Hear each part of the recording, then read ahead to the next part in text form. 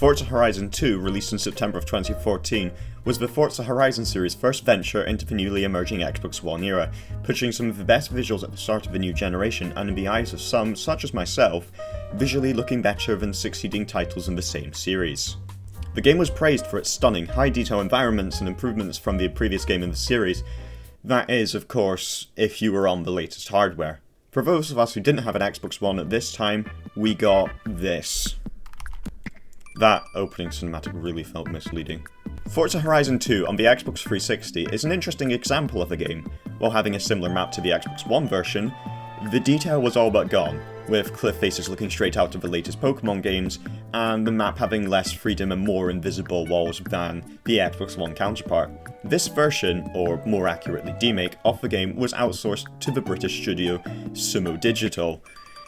The differences between these two versions of the game are as follows. No dynamic weather on the 360 version, a reduced car list on the 360 version, areas of the map such as the docks being blocked off, of course, on the 360 version, only having cosmetic damage, the simulation damage being absent from the game, not having DLC, although some such as myself may consider this to be a good thing, dirt and water effects not being present, to be fair, water doesn't exist in this region of Europe according to Sumo Digital though, the wheel spin feature added in Forza Horizon 2 is not present on the 360, the 360 version also has less radio stations, different showcase events, and if I'm not mistaken, the Xbox 360 version also has the same GPS voice as Forza Horizon 1, although admittedly it has been a while since I was last able to play the Xbox One edition of the game, so I could be just simply misremembering this. Car lights on this version of this game look like an outdated but like BeamNG mod, or weirdly, the original Forza Horizon, and many more differences that you will notice while I am playing through this game. So essentially, this is a skin on the original Forza Horizon, with a new map and slightly different car list. A model that Playground Games in Turn 10 would follow in the future. After completing the opening race and going back to modern visuals, I chose the Mark IV Supra as my starter car, purely for the reason of being annoying. After selecting this car, I'm shoved into a race where I messed around with the difficulty settings and very quickly muted the game's background music, then I set off in my 30-year-old, once affordable Grand Tourer Toyota. A minor collision with another racer showed me that this game has more deformation in the damage model, even if it's just the previous game's damage model ported over.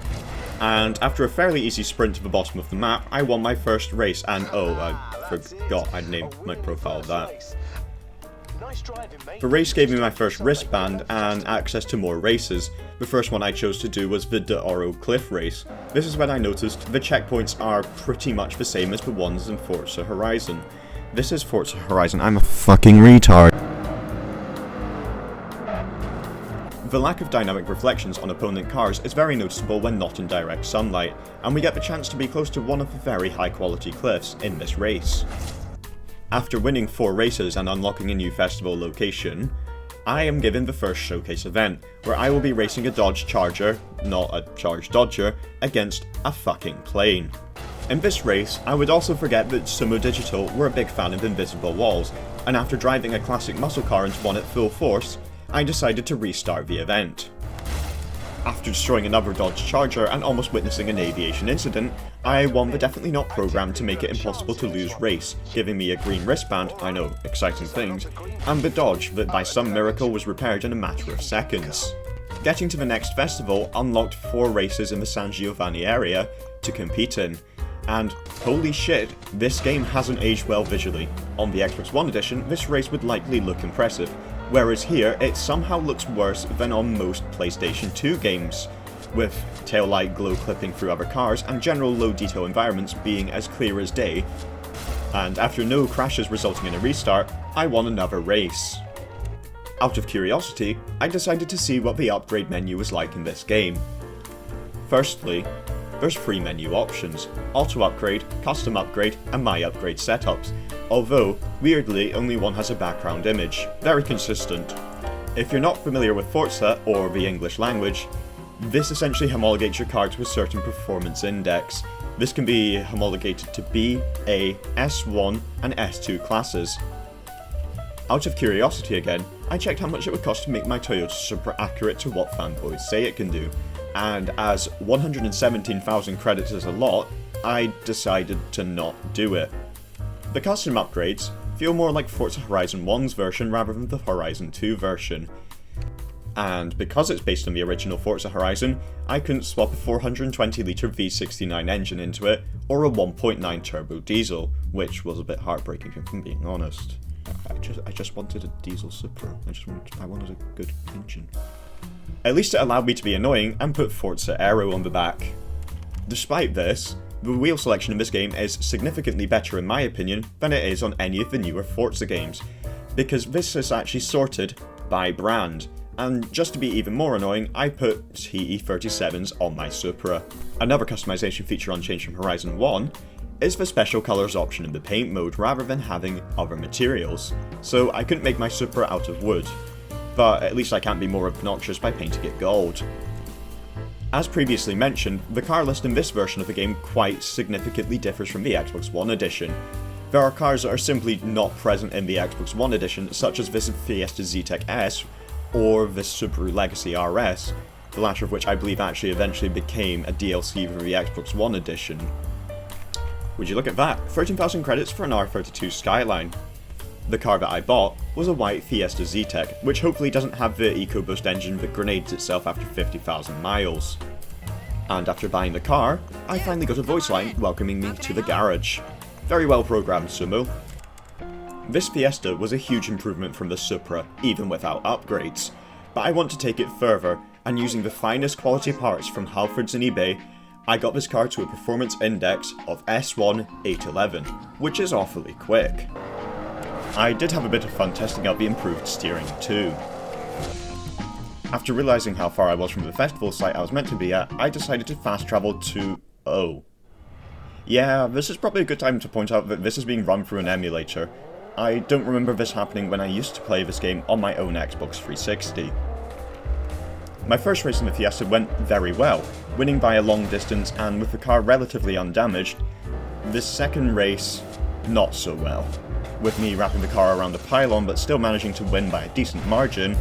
The third one also wasn't great, crashing on one of the first corners, clipping a wall and putting it into a ditch at almost the exact same spot as the first crash, so I reset, which led to the race finishing early for me due to similar reasons.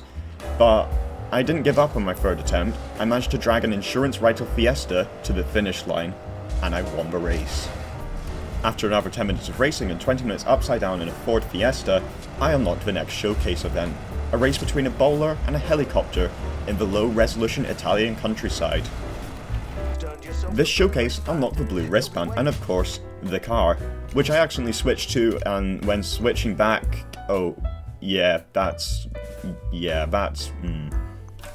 Bit of an unexplained jump here. I received the first barn find room around this point of the game, and after driving along an unmissable farm track, found a cutscene that broke the laws in space and time, skipping to the middle of the day before throwing me back into the night.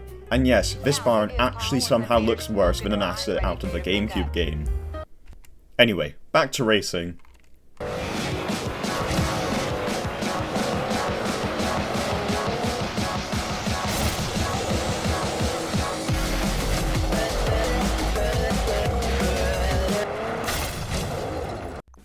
After being crashed one time too many, my Ford Fiesta likely wouldn't pass its MOT anymore, so I bought this bright yellow BMW M3, and after some light modifications and a couple stickers on the side, the entire car corrupted and was covered in broken textures.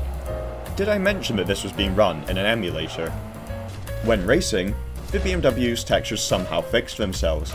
However, they are still very much broken, but look a little bit less broken than the TV static I had right after exiting the paint shop. I could go on about the gameplay cycle, but by now you can get a rough idea. Compete in 4 races in one location before going to the next around the map. Then return to the festival to start the next stage while occasionally doing showcases, searching for barn finds and bucket list challenges along the way. This game, unfortunately, feels like Horizon 2012 with some of its best features removed, such as its unforgettable map and interesting festival site, simply dressed up to look like Forza Horizon 2 to people who never saw the Xbox One edition. It really does lack the personality of Horizon 2012 and the lack of technical improvements that made this game feel like a step up to me from the Xbox One edition, at least coming back to it. I received this game for Christmas in 2014 for the Xbox 360, 3 years before I would end up getting an Xbox One, and at the time, to a significantly younger me, it was genuinely a fun game that I must have sunk hundreds of hours on. Forza Horizon 2 for the Xbox 360 is not a bad game. Is it a good port? Probably not. Is it the best game in the series? No, at least to me it isn't. Is it a product of Microsoft outsourcing this port to the most affordable studio so they could ship more games? I mean, probably. But the point is, it's not objectively bad. Its shortcomings come from it being a demake of the game built for significantly more powerful hardware, and some of the issues that I had in the game were due to me playing it through an emulator rather than on original hardware. But above all, I hope you enjoyed this video, and if you're new here, welcome to the channel. If you like what you saw, consider liking and subscribing.